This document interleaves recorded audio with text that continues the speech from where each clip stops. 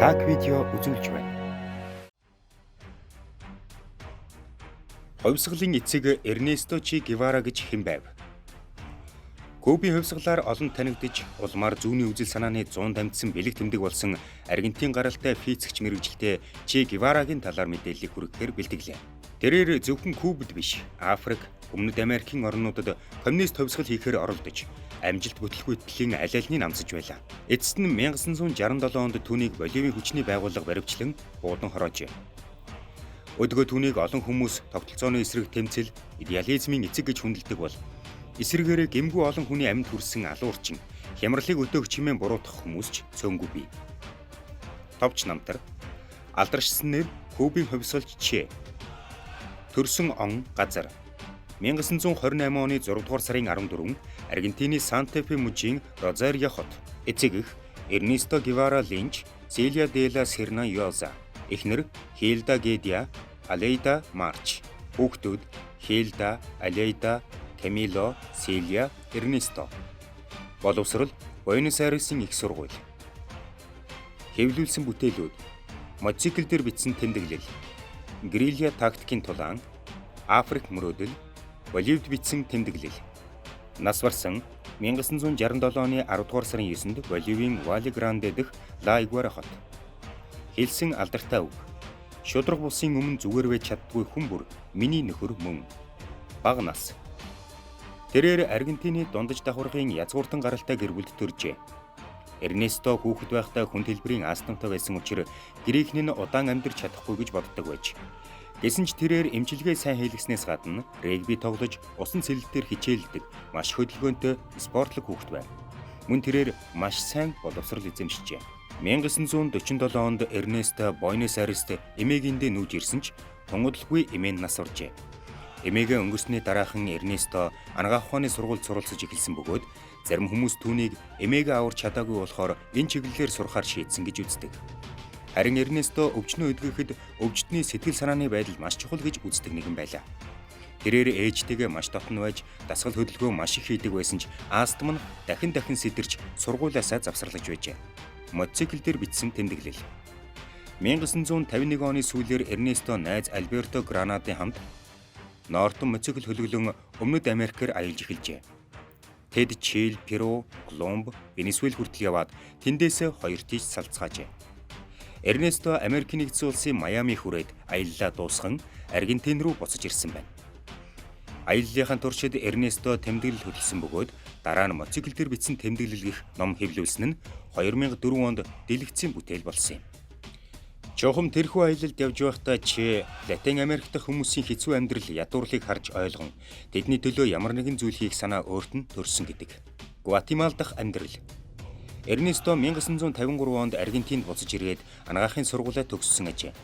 Сургуулаа төгссөнийхөө дараа тэрээр шууд Андын нурууг зорж Чили, Болив, Перу, Эквадор, Колумб улсуудаар аялж явсаар Төв Америкт хүрчээ. Дараа нь Эрнесто Гватемалд хэсэг сууршин Хакоба Арбенз ерөнхийлөгчийн удирдлагын доор газрын хуваарлалтанд шинжилэлт хийх тал дээр туршилт судалгаа явуулж байв. Энэ үед тэрээр Че гэх хоч авч байжээ. Че гэдэг нь сайн үг гэх аргентинчуудыг хэрэгэлдэг аялга үг аж. Америкийн тагнуулын төв газраас Гватемалын зүүнний үзэлт ерөнхийлөгч Арбензийг суудлаас нь унгах үед Эрнесто цэрэг дайчилж бослох хийх гэсэн боловч амжилтгүй болжээ. Ингээд Гватемал дахь тэмцэл амжилтгүй болсны дараа тэрээр Аргентины элчин сайдын яамд орогнож байгаад Мексик руу явжээ. Мексик Фидель Кастро. Че Мексикт 1953 онд Раул Кастрогийн хувьсгалч үзэлтэй залуутай танилцж анд болцгоосон байна. Улмаар Раул өөрийн ах тэр үед Кубын дарангуулагч Фулхенсо Батистаг авч хайхаар төлөвлөж байсан Фидель Кастротой түүнийг танилцуулжээ. Чегийн хувьд Гватемала болон Латин Америк дахь Америкийн нэгдсэн улсын империалист нөлөөллийн эсрэг босох хүсэлтэй байсан учраас Фиделтэй мөр зэрэгцэн тэмцэх хүсэл гаргаж Фиделж чадварлаг эмчийг хөдөлгөөндөө элсүүлсэндээ баяртай байв. Куб руу явсан нь 1956 оны 11-р сард Грамма гэх хөлөг онгоцонд явсан 82 хүний нэг нь Че байв. Зөвхөн 12 хүн явах багтаамжтай. Дээр нь түлш зэвсэг зэргийг дүүрэн атсан уг онгоц олон саад бэрхшээлтэй тулгарсны эцэст 12 дугаар сарын 2-нд Кубын ирэг дээр иржээ. Тэднийг ирсэн даруйд эргийн хамгаалтынхан дайрч, хувьсгалчид уулын аглал руу зүгтгахаас өөр аргагүй болсон байна. Че, Кастро, Камило зэрэг 20 хүрэхгүй залуус амь гарч чадсан ч Че өөрөө шархтсан байна. Ууланд бүгж байх үедээ залуус дайнд бэлдэж, герилла тактикаар жижиг тулаанууд хийж, захиргааны байрууд руу довтолж, иргэдийн дунд ухуулга хийж эхэлжээ. Хувьсгалч Че. Че нэг Кубын коммунист хувьсгалд Фидель Кастрогийн дараа орохоор чухал нэгэн байв. Тэрээр маш ухаалаг, тууштай, хатуу нэгэн байсан ч Аастман түнд нэлээд хүндрэл учруулдаг байжээ. Тэрээр Кубад байх хугацаанд хувьсгалж цэргүүдийн ерөнхий командлагчийн үүргийг гүйцэтгэж байв. Цэргүүдээ коммунист үзэл санаагаар хүмүүжүүлэхийн зэрэгцээ тэднийг хатуу дэг журамтай, тэсвэр төвчээртэй байхыг шаарддаг байж. Мөн Че заримдаа цэргийн хуаранда гадны сэтгүүлчдийг авчран хийж буй хувьсгалынхаа талаар нийтлэл бичүүлдэг байсан ажээ. Батистагийн хариу цохилт 1958 оны 100 Фулхенсо Батиста ууланд бүгсэн босгочид руу цэргийн хүчээр дайралт хийсэн нь маш том алдаа болж ялагдал хүлээжээ. Чегийн бэлдсэн цэргүүд уулын бүх замуудыг маш сайн мэддэг тул Батистагийн цэргүүдийг бүслэн авч бут зогчээ. Энэ явдлаас хойш тун удалгүй буюу 1958 оны сүүлээр Кастро хариу дайралт хийхээр шийдэж цэргүүдээ 3 хэсэг туваан давчсан бөгөөд Кубын төв хэсэг рүү Чегийн удирдсан цэргүүд дайрахаар боллоо. Санта Клара хотыг эзлэх төлөвлөгөө. Че стратегийн том хот болох Санта Клараг эзлэх төлөвлөгөөтэй явсан бөгөөд энэхүү зорилго нь тухайн үед бараг амиа хорлолт мэт байв. Санта Кларад танктай сүүлийн үеийн зэвсэгтэй 2500 орчим цэргүүд байсан бол Чегийн талд зэвсэг муутай 300 гаруй өлсгөлэн цэргүүд байлаа. Харин Санта Кларагийн иргэд Чегийн цэргүүдийг дэмжих хандлагатай байлаа. 12 дугаар сарын 28-нд Че болон түүний цэргүүд Санта Кларад ирж тулаан эхэлжээ. Ингээд 12 дугаар сарын 31 гэхэд босгочд буюу Чегийн цэргүүд хотын цагдаагийн бүх байруудыг эзлэн авсан бөгөөд цэргийн хуаранг нь эзэлж чадаагүй байв. Азуулж хуаранд байсан цэргүүд тулдгаас татгалцсан бөгөөд Батиста энэ үеэр оргон зайлжээ. Санта Кларад болсон уг тулаан нь Кубын хувьсгалын үеэр болсон хамгийн том тулаан байв. Хувьсгалын дараа Че бусад нөхөдтэйгөө нэгдэн Хаванад очин шин засгийн газар байгуулж эхэлжээ. Че Батистагийн талын хүмүүсийг олж баривчлах ажил томилогдсон 100 гаруй цэрэг армийн томоохон эрхтнүүдийг барьсан байна. Тэдгээр хүмүүсийн ихэнх нь хорих, цаазаар авах ял өгчээ. Олон улсын байгууллагууд энэхүү бослогыг эсэргүүцэж байсан ч Че төдийлөн тоогоогүй бөгөөд хувьсгал бол сайн зүйл. Коммунизмын үзэл сурталыг дэлхийн нийтэд заавал хэрэгжүүлэх хэрэгтэй гэдэгт итгэлтэй хэвээр байлаа. Ухуулгын ажил. Фидель Кастрогийн итгэл хүмүүсийн нэг болох Че хувьсгалын дараах Кубын хамгийн завгүй нэгэн болж хувирлаа. Тэрээр үйлдвэрлэлийн яамны сайд, Кубын төв банкны ерөнхийлөгчийн ажлыг зэрэг хашиж байв. Мөн гадны улсуудад элчин сайдаар очиж улсын байр суурийг олон улсын тавцанд бэхжүүлэх зорилготой ажиллаж байв. Че эдгээр авдыг хашиж байхдаа Куб зөвлөлтийн хоорондын харилцааг сайжруулах төлөвлөгөөг баримталж, зөвлөлтийн пуужингуудыг Кубад авчрах хүртэл чухал үүрэг гүйцэтгэж байжээ. Энэ байдал нь улмаар Кубын пуужингийн хямрал нэрээр түүхэнд үлдсэн дуйлент явдалд хүргэжээ. Хувьсгалч Че 1965 онд Че засгийн газрын ажилтан өндөр албан тушаалтан байхаа болохоор шийдэж, түүний гол зорилго хувьсгал хийх гэдгээл ухамсарласнаа зарлажээ.